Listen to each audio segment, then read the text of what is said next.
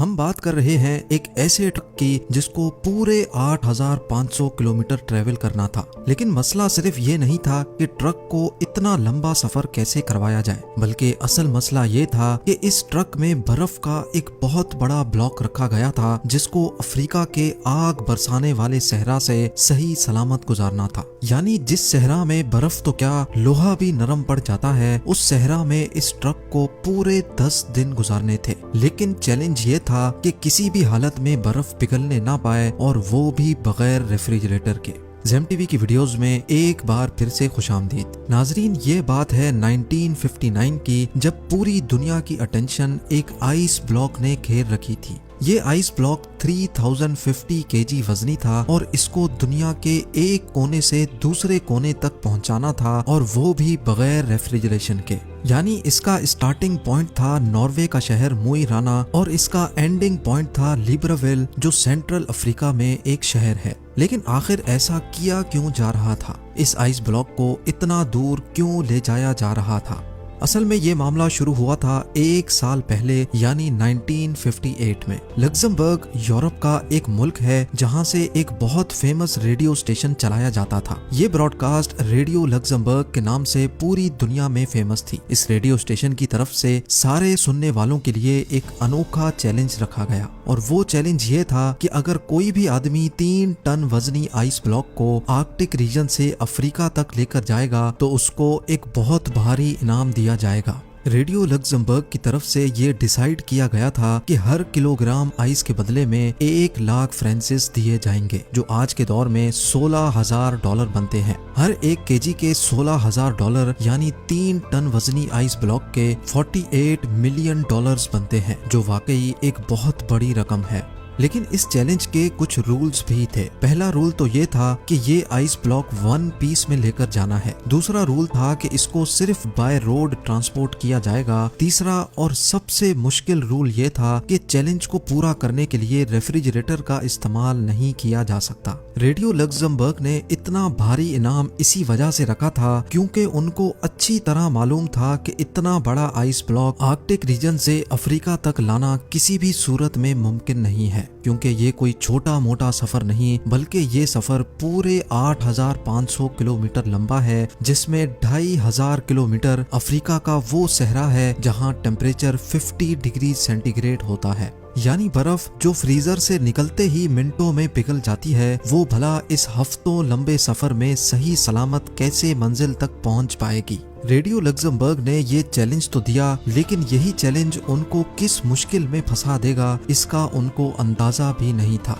ये challenge radio पर broadcast होने के कई महीनों तक किसी ने भी आगे बढ़ने की हिम्मत नहीं की। लेकिन फिर बर्गर नाटवीक नामी एक शख्स ने ऐलान किया कि वो ये चैलेंज कबूल करने को तैयार है। बर्गर नाटवीक, जो कि नॉर्वे में एक इंसुलेशन कंपनी ग्लास फॉर्ट का मैनेजिंग डायरेक्टर था, उसका मानना था कि उसकी कंपनी जो इंसुलेशन मटेरियल बनाती है उसको इस्तेमाल करके ये चैलेंज आसानी से पूरा किया जा सकता है। अगर बर्गर नाटवीक ये चैलेंज पूरा करने में कामयाब हो गया तो वो अपनी कंपनी ग्लास फॉर्ट और उसके एम्प्लॉयज के लिए काफी सारी दौलत इकट्ठी कर सकेगा।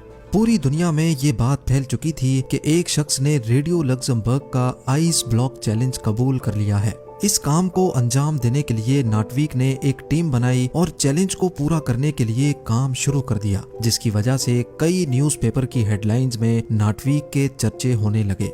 आइस ब्लॉक चैलेंज को पूरा करने के लिए अभी तक जो भी कोशिश की गई थी, वो जब रेडियो लग्जमबर्ग को मालूम पड़ी तो उनको एक बहुत बड़ी रकम खोने का डर लगने लगा, और डर के मारे उन्होंने अपनी ये ऑफर वापस ले ली। क्योंकि ग्लास वॉट कंपनी और उसके डायरेक्टर काफी ज्यादा फेमस हो चुके थे, इसी वजह से रेडियो लग्जमबर्ग की ऑफर खत्म होने के बावजूद भी नाटवीक ने ये चैलेंज पूरा करने की ठान ली थी।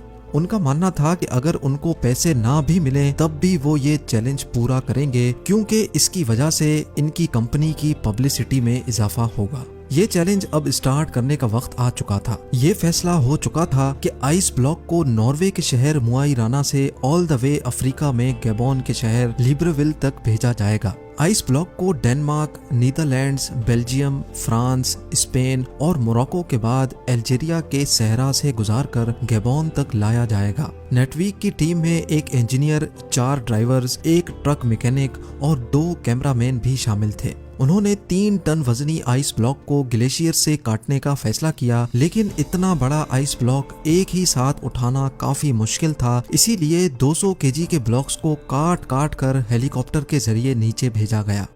नटवीक और उनकी मेहनत को काफी ज्यादा मीडिया अटेंशन भी मिल रही थी और इसी वजह से कई कंपनीज ने नटवीक के इस चैलेंज को पूरा करने के लिए उनको स्पॉन्सर करना शुरू कर दिया। शेल ने फ्यूल का जिम्मा उठाया और स्केनिया ने उनको ट्रक दिया जिसमें ये आइस ब्लॉक रखा जाना था। 200 केजी के ब्लॉक्स को ग्लेशियर से नीचे लाकर दोबारा से फ्रीज किया गया और 3050 केजी का एक सिंगल ब्लॉक बनाया गया। ये ब्लॉक एक खास कंटेनर में डालकर ट्रक में लोड किया गया, जिसकी साइडों पर एक खास ग्लास वूल से उसकी इंसुलेशन की गई। अच्छी तरह इंसुलेशन करने के बाद 22 फरवरी 1959 को आखिरकार ये अनोखा सफर शुरू हो गया।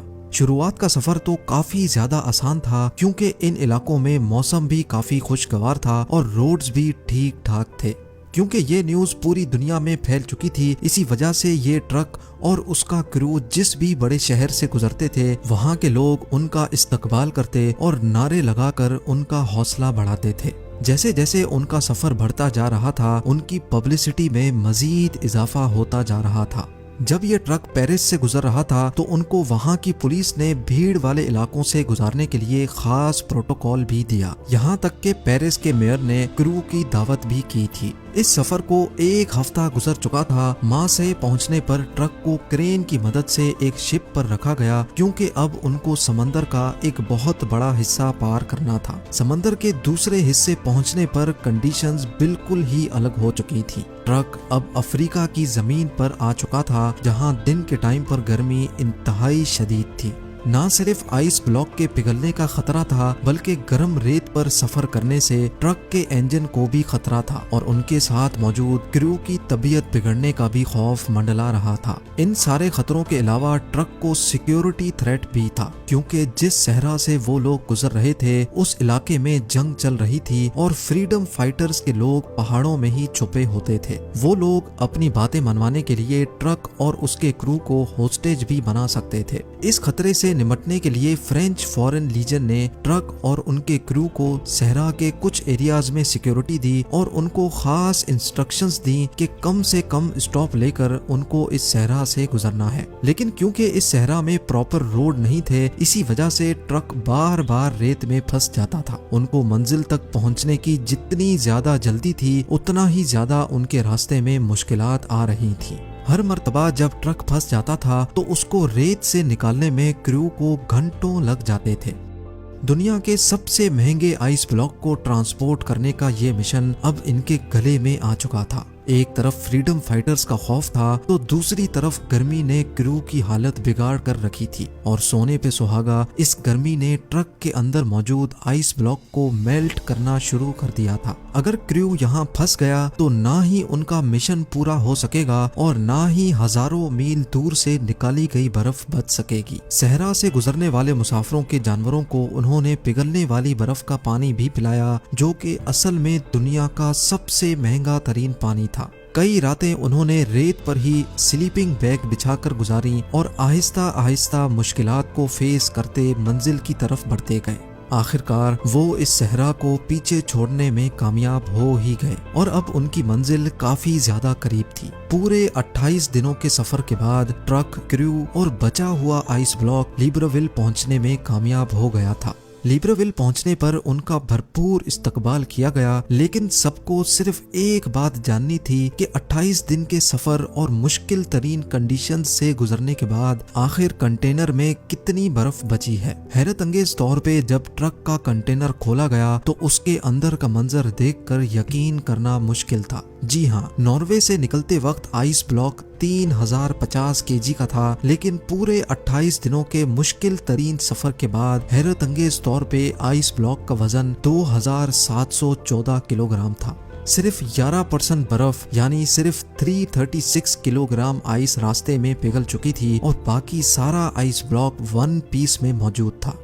बेशक रेडियो लक्समबर्ग अपनी ऑफर से पीछे हट चुका था, लेकिन फिर भी ये चैलेंज पूरी तरह से कामयाब हुआ और ये बर्फ तोड़कर गैबोन के लोगों में डिस्ट्रीब्यूट की गई, जिन्होंने आज से पहले कभी भी बर्फ नहीं देखी थी। नाटवीक और उनकी कंपनी को कोई कैश रिवॉर्ड उस वक्त तो नहीं मिला, लेकिन इस पब्लिसिटी ने उनकी कंपनी की सेल्स पर 4 चांद लगा दिए थे।